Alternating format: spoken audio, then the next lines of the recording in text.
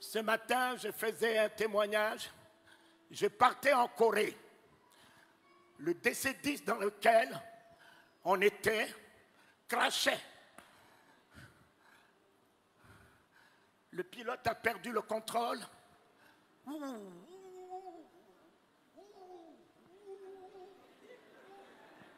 On entend dans l'avion, je vous salue Marie, je vous salue Marie, je vous salue Marie. Des prières partout. Les hôtels, tout le monde par terre. Un petit sommeil m'a pris. Et ce petit sommeil m'a permis de voir un ange debout sous l'avion, tenant l'avion par un seul doigt. Un DC-10 où on était 500, tenant l'avion par un seul doigt. Un autre ange sur l'avion, il a déployé ses ailes, assurant la sécurité de l'avion. Je me réveille et je chante.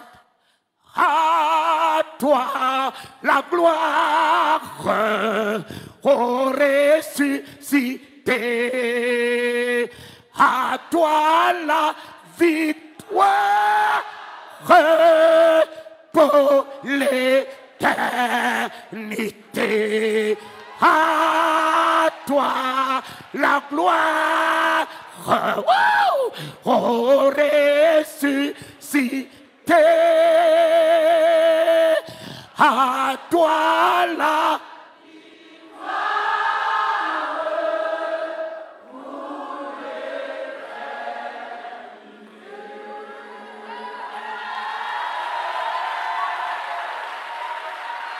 Mes bien-aimés, le commandant de bord m'a cherché. On m'a amené au poste de pilotage. Il m'a posé la question, êtes-vous un pasteur, un prêtre? J'ai dit, mais pourquoi? Il a dit, dès qu'on vous a entendu chanter, on nous a redonné le contrôle de l'avion. On nous a redonné le contrôle de l'avion. Mon ami, pour un seul juste,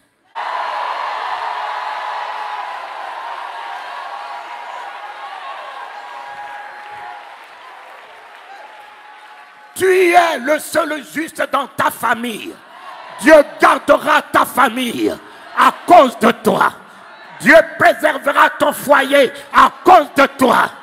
Dieu préservera tes entreprises à cause de toi.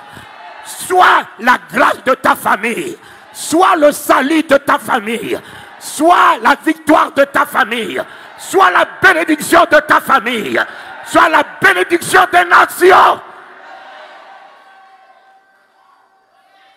Oh Éternel, pour un seul juste, on était 500 dans ce DC-10.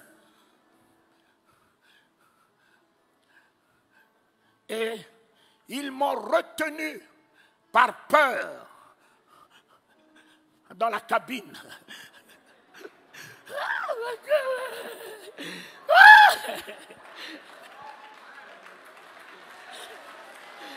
Et en arrivant en Corée du Sud, j'allais à la convention de mon frère Yandi Cho.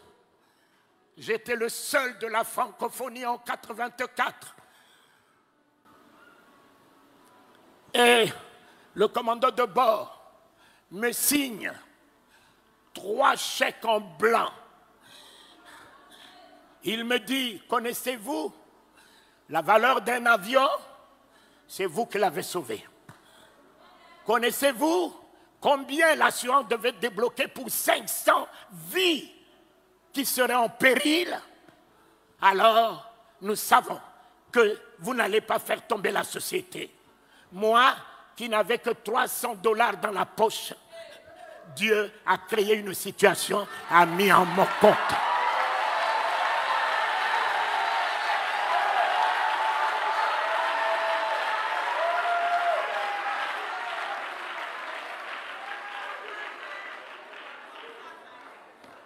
Dieu a créé une les situations.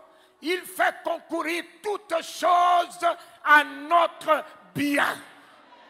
La seule chose que vous devez réaliser ce matin, ne craignez rien. Ne craignez rien. Ne craignez rien. Ils sont tous des riens. Papa, le sida est rien. Le cancer est rien. L'hypertension est rien. Satan est rien. Les ennemis, rien.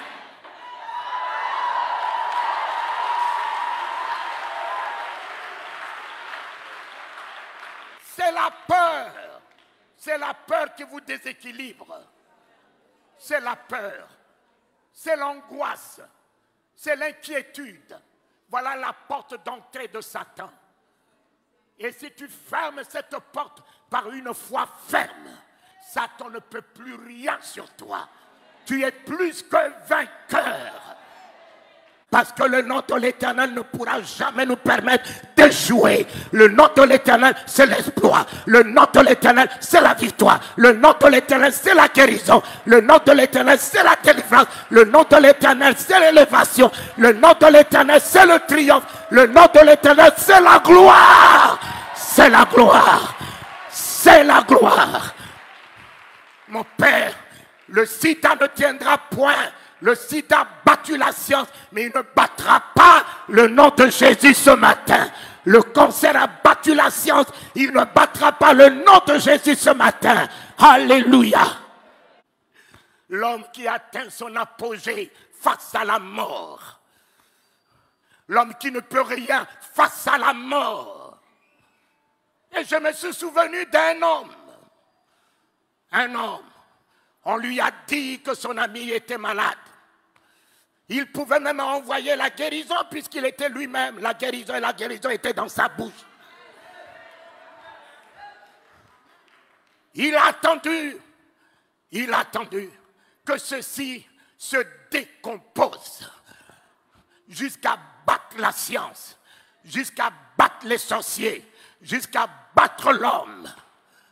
Il est revenu après 4 jours. L'Église n'est-elle pas dans le 4e millénaire? Quelle que soit la déconfiture de l'Église, il revient pour son Église.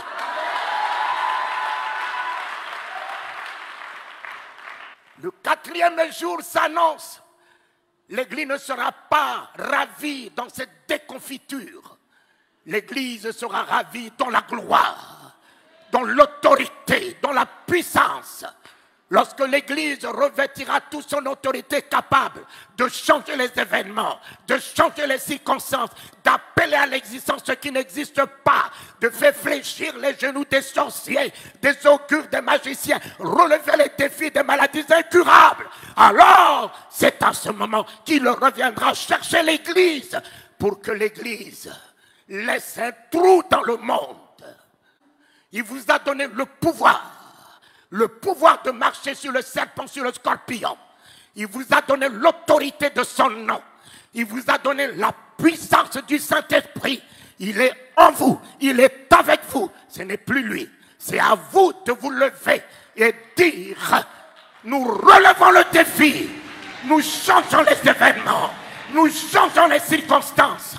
C'est ce que Dieu attend de l'Église. L'Église n'est pas un bâtiment, c'est bien toi.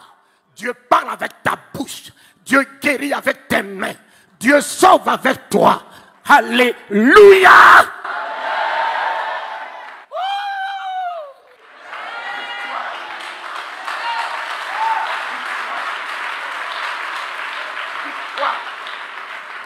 Victoire! Victoire! Un homme est venu au chevet de son ami. Il n'avait que la parole. Marthe, montrez-moi là où vous l'avez mis. Seigneur, ne va pas là-bas, il est pourri. Lazare dort. Lazare dort. Quel langage! Quel langage! Nous étions là. Nous l'avons vu mourir. Quel est le genre de ce prophète? Il n'était pas là. Il vient nous dire que Lazare dort. Il dort où? Mon ami, la foi a un langage. L'Église doit avoir un langage. L'Église ne doit pas parler le langage des événements. L'Église ne doit pas parler le langage des circonstances. L'Église doit être au-dessus des événements, au-dessus des circonstances. Tout va bien.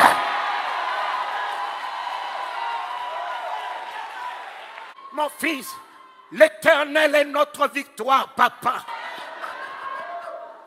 David l'a engagé. Il a pris la tête de Goliath même avant que la pierre puisse partir. Il avait déjà gagné le combat. L'Éternel me donnera la tête de cet incirconcis. L'Éternel me donnera la tête de cet incirconcis. Je couperai sa tête. Il n'avait pas d'épée. Il a pris l'épée de l'ennemi lui-même pour lui couper sa tête. Soyez heureux, peuple de Dieu, même si vous pensez qu'un jour, vous avez alors jeté la Bible, où est l'Éternel? Où est l'Éternel? Mon ami, il est à l'œuvre. Il est à l'œuvre. L'Éternel aujourd'hui est à l'œuvre. Réjouissez-vous. Même si les choses se décomposent, il le récupérera. Même si ta situation se décompose, ne t'en fais pas, garde que la foi. Il récupérera la situation. Il transformera la situation en ta faveur. Mais aujourd'hui, tu peux me parler de Jésus comment? Toi là, tu n'as que des versets. Tu n'as que la Bible déclare. La Bible déclare, mais Jésus n'est pas la Bible. Jésus est la parole de Dieu.